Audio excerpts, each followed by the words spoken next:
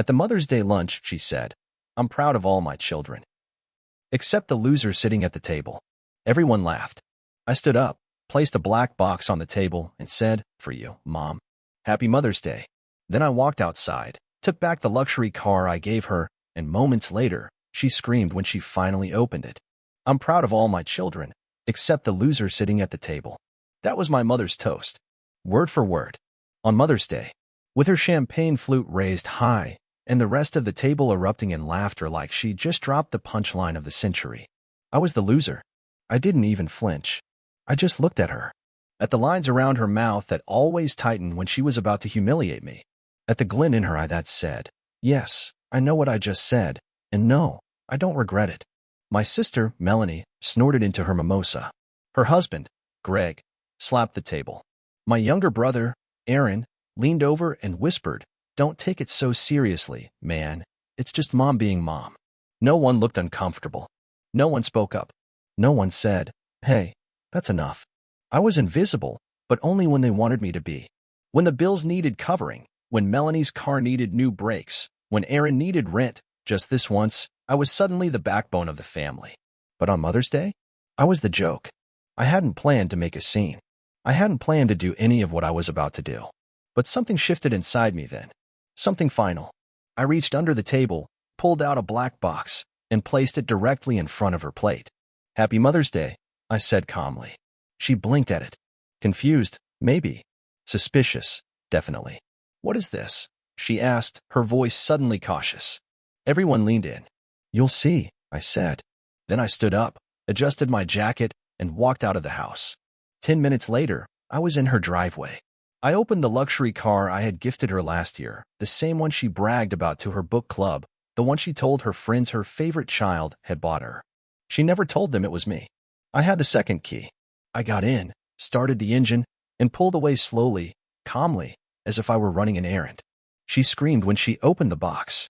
I didn't hear it, but I imagined it vividly, her shrill voice echoing through the house, her perfectly manicured fingers clawing at the box's edges, finding what I'd left her.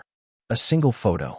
Me, 10 years old, holding a homemade Mother's Day card and a bouquet of flowers I'd bought with coins I saved from skipping lunch for a week. On the back, "This was the last time I thought I mattered to you." That's how it began. Not the war, but the reckoning. For 2 weeks after Mother's Day, no one said a word. No calls. No texts.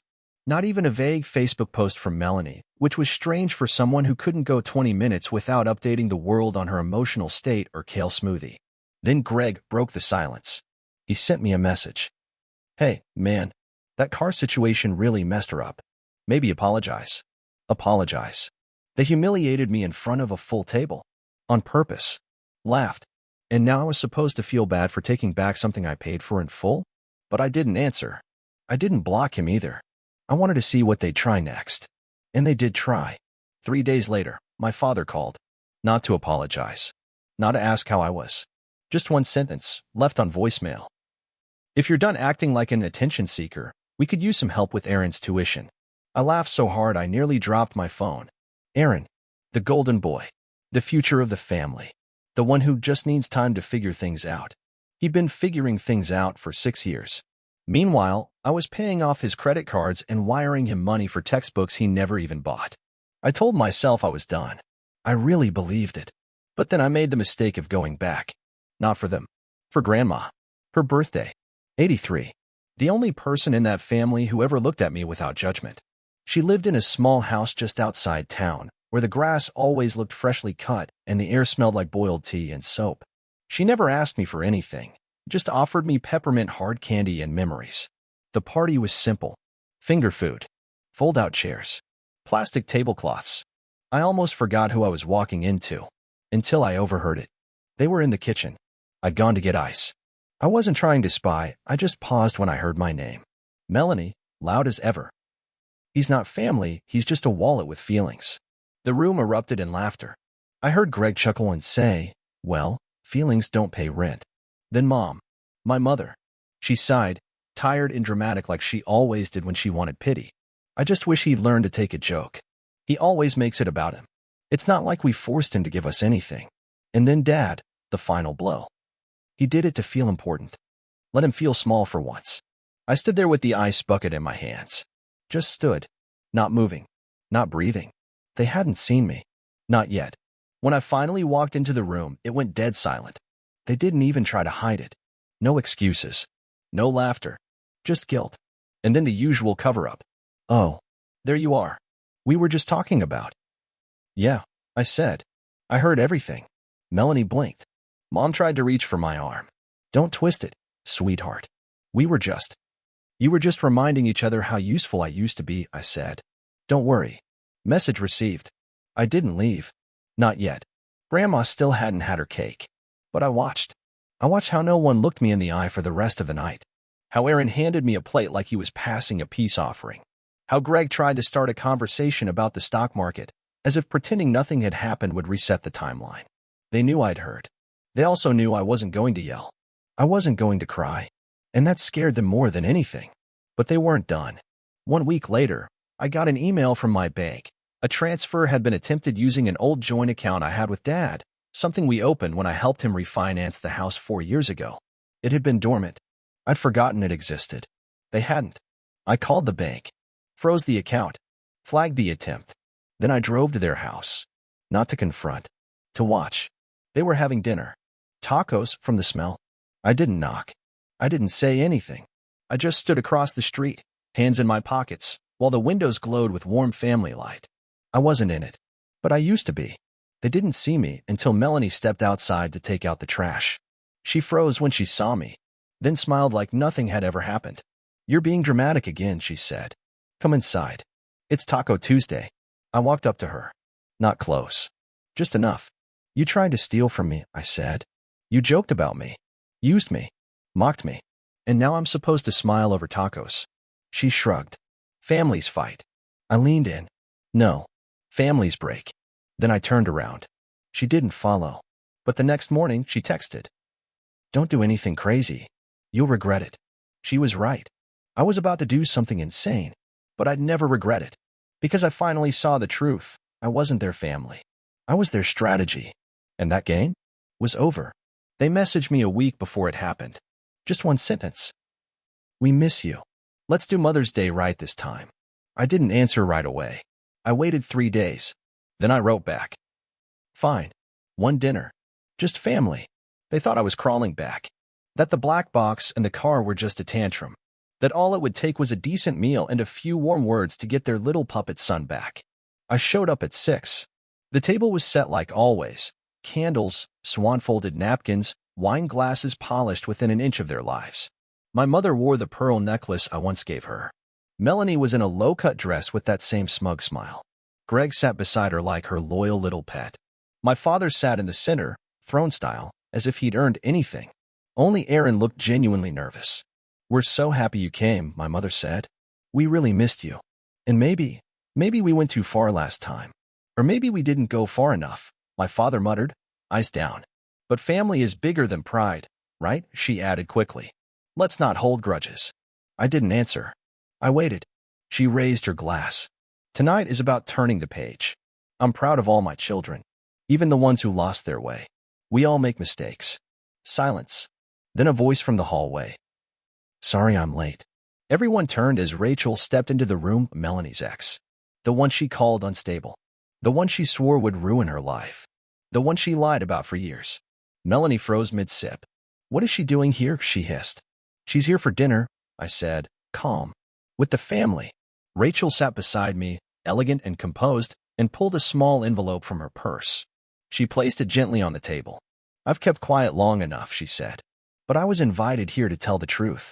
My father leaned forward, ready to growl something, but Rachel beat him to it. Mrs. Harris, she said, looking straight at my mom. In January, over wine, you told me this about your son. His emotions are his leash. He pays when he feels guilty. And this, he's not family. He's a strategy. I turned to Melanie. And you, I said, you didn't know I was standing behind the hallway wall when you said, let him feel small for once. Melanie exploded first. She's lying. This is a setup. You brought her here to ambush us? You're seriously doing this? Again, you need help. You want to talk about help? I said, cutting her off. I reached into my jacket and pulled out a printed bank statement. Here's a wire transfer. $12,500 from my account to yours. Approved, but not by me. I slid it across the table. That's not a mistake. That's fraud. My father shot to his feet. This is betrayal, he barked. We came here to make peace and you bring in this snake? My mother had started crying by then. But it was the kind of crying actresses do in soap operas, just enough to look tragic without ruining their makeup. I don't know what you want from us, she whispered. I stood. I want nothing, I said. Not your apologies. Not your calls. Not your guilt. I want distance. I looked each of them in the eye. I'm not your son anymore. I'm your consequence. Then I pulled one last thing from my jacket, a sealed legal envelope. And here is a formal termination of all joint accounts. Access to my business? Gone. My name on the trust? Updated. Grandpa made sure of it before he passed. Melanie? Removed. Dad? Erased. I dropped the envelope in front of my mother's glass. This is your inheritance now. Emptiness. Just like the respect you gave me. Then I pulled out an old photo, me at 10 years old, holding a handmade card and a bouquet. The last time I ever thought I mattered. I tore it in half, placed the pieces on the table, and said, one for each of you. And I walked out. No one followed me. Not a word. Just a long, gasping silence. At the door, I looked back one last time. Their faces weren't angry. They were ruined. I didn't rage. I didn't post online. I didn't make a speech. I opened my laptop and a spreadsheet. Over the course of 8 days, I sat down with a friend of mine, a certified accountant, and we built a list. A full audit. Not of their lives. Of mine. $14,300 for Aaron's tuition. For semesters I paid, just until he gets settled. Turns out he settled into failure just fine. $7,800, Melanie's car. A lease under my name, with her name on the bumper stickers. Just until she gets approved for her own, she said. That was 3 years ago. $2,400, medical expenses for mom. A dozen copays and specialist visits she booked under my insurance, saying she'd take care of it later. She never even asked if I had coverage to spare. $18,000, direct transfers. Some Venmo, some cash, some wire. Help with rent. The fridge broke. I just need to get through this month. You'd think with all the money I sent them, they'd be living like kings. But no. They still somehow managed to look poor and talk rich. $1,650, gifts. Holidays, birthdays, made-up anniversaries. The bed I bought my parents after Dad threw out the old one in a drunken rage. Melanie's congrats on your engagement spa weekend. Aaron's, I passed my first-class sushi dinner. All of it logged. With receipts, screenshots, timestamps, even some printouts of text messages. Can you send it tonight? The landlord's making things complicated. If I ask Mom, she'll freak out. Just until next week. Total, $44,150.47. Not a symbolic number. Not rounded. Precise. Cold. Clean. I handed the file to my attorney. Quiet guy. Brutal when needed. We'd gone to school together. I'd once paid for his bar prep course. He never forgot that. Do you want the full amount? He asked. Or leave them a little dignity? Every cent, I said. No interest. No embellishment. No drama. Just facts. For days later, they got the letters. Certified. One to my father. One to my mother. One to Melanie. Subject, outstanding family debt. This is not revenge. This is closure. Attached is a verified breakdown of financial support rendered between 2016 and 2023. Total due, $44,150.47. Please remit full payment within 90 calendar days via certified bank transfer. Oliver Harris. Melanie broke first. You've got to be kidding me. You're counting gifts? Her messages kept coming. You need help. Seriously. You're ruining this family. I didn't answer. I left her words unread and untouched. My father called my attorney. Tried the stern voice approach. We're blood. You can't sue your own father. He didn't like hearing that you absolutely can, especially when you have documentation and legal standing. My mother, she didn't call. She sent a letter, written in careful cursive, ink smudged in places where she must have wiped her eyes. I gave you life. I stayed up with you when you were sick. I prayed for you. And now you send lawyers. No apology. No accountability. Just guilt, weaponized the way she always liked it best. On day 21, we filed official civil claims. Melanie filed a countersuit, claiming emotional harm. claimed I manipulated her into accepting money. She lost. Hard. The judge didn't even look impressed. Just read off the record of transactions, the text messages, the written acknowledgments. Dismissed her case in under an hour. Dad refused to respond. 3 weeks later, we filed for judgment by default. 1 lien, 2 garnishment warnings, and a flag on his primary checking account. Mom didn't show up to court, didn't submit a response. But when she tried to pay for her medication at the pharmacy the following week, it declined. Her retirement benefits had started being docked, a percentage each month, just like they docked pieces of me for years. And me? I didn't gloat. I didn't scream, "I told you so." I didn't even talk about it. I just watched the bank app as payments came in. Melanie paid first, probably to stop the bleeding. Dad paid second, only after realizing the lien would ruin his credit. Mom's payment was last. She sold her silver tea set, the one from her wedding. I found out from a cousin who said she cried while wrapping it. I didn't feel vindicated. I felt clean. On the 91st day, I walked into my bank and withdrew exactly $44,150 in cash.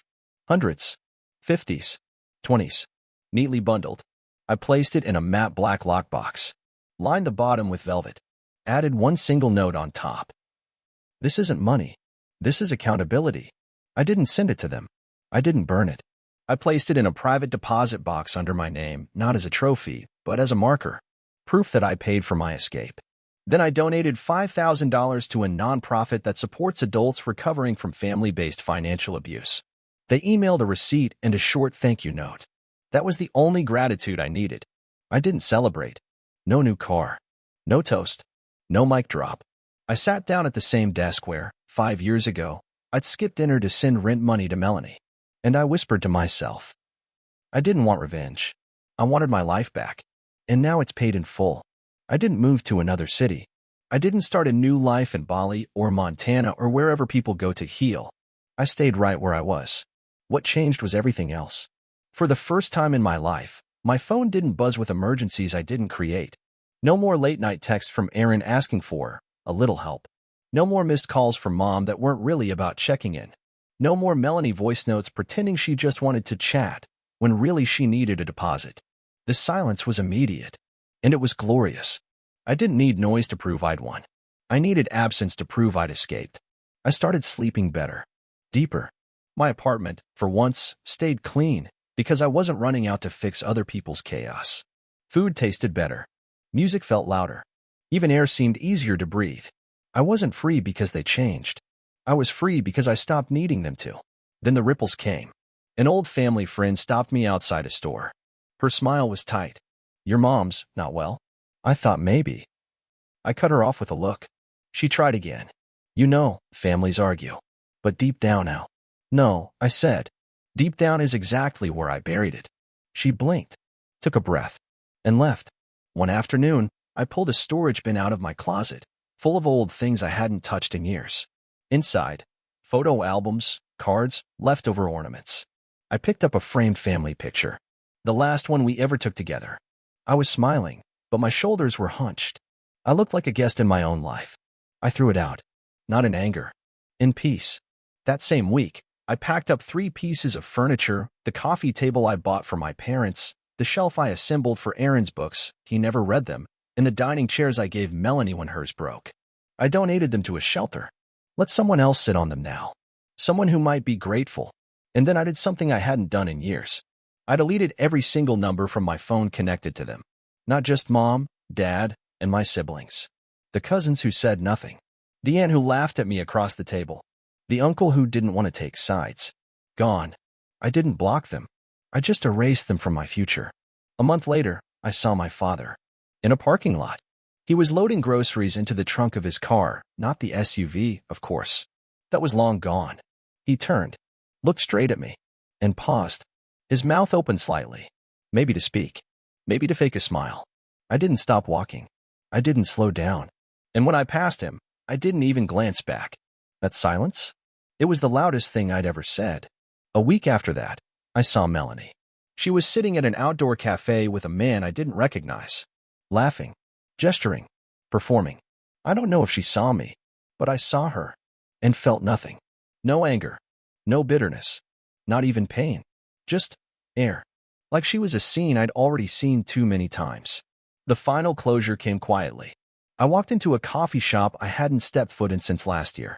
The same one where, once, I sat across from them on Mother's Day, the day they laughed while I was gutted in public. I ordered tea, took a seat by the window. The same table, same chair. But everything was different now. There was no tension in my jaw, no ache behind my ribs, no countdown to the next insult. I looked at the seat across from me, the one where they all used to sit. And for the first time, I didn't imagine them in it. It was just empty. Mine. I took a sip, looked outside, smiled. This seat used to hurt. Now it's just mine. They stayed the same. But I didn't. And that was enough.